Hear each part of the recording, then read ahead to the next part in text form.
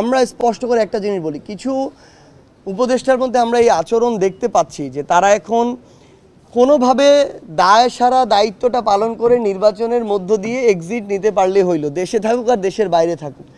এই দায় সারা দায়িত্ব নেয়ার জন্য অভ্যুত্থান পরবর্তী একটা সরকার কাজ করতে পারে না। তারা এত শহীদের উপরে, এত রক্তের উপরে দাঁড়িয়ে ওইখানে আছে, তারা যদি এখন জীবনের একটু থ্রেটের ভয় করে তাহলে তো ওই দায়িত্ব তাদের নেওয়া উচিত ছিল না।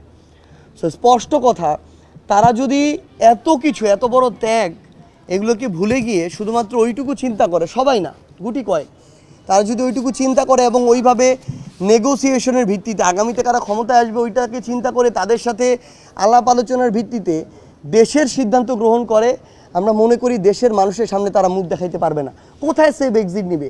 পৃথিবীতে সেফ এক্সিট নেওয়ার একটাই জায়গা, সেটা হচ্ছে মৃত্যু। এর চেয়ে তো আর সেফ এক্সিট, এছাড়া কোনো সেফ এক্সিট নাই। আপনি পৃথিবীর যেই প্রান্তে চান সেখানেই বাংলাদেশের মানুষ আপনাকে ধরবে, সোশ্যাল মিডিয়ার মাধ্যমে হোক, সামনাসামনি হোক। সো এত বড় একটা দায়িত্বকে স্কিপ করে, এত রক্তের উপরে একটা অর্জনকে স্কিপ করে কেউ যদি সেফ এক্সিটের কথা ভাবে, এই সেফ এক্সিট সম্ভব না। আমার এই শহীদ মায়েরা তাদেরকে ছেড়ে দিবে না।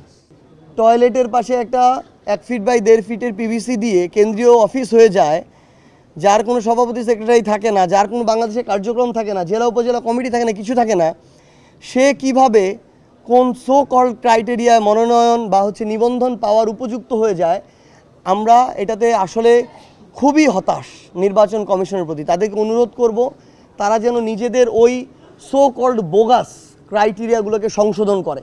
আগের ক্রাইটেরিয়া নিয়ে চলার জন্য তাদের এই নতুন অভ্যুত্থান পরবর্তী নির্বাচন কমিশন হয় নাই। সো নির্বাচন কমিশন ওইটাই হইতে হবে, যেই নির্বাচন কমিশন ওই রুলস রেগুলেশন ফলো করবে, যেই রুলস রেগুলেশনটা ওই স্ট্যান্ডার্ড থাকবে, যেটা দিয়ে বাংলাদেশে এমন রাজনৈতিক দল হবে যেটাকে সবাই চিনে। কিন্তু আমরা এটাতে খুবই আশাহত যে এনসিপির সাথে তাদের নাম উচ্চারণ করা হচ্ছে।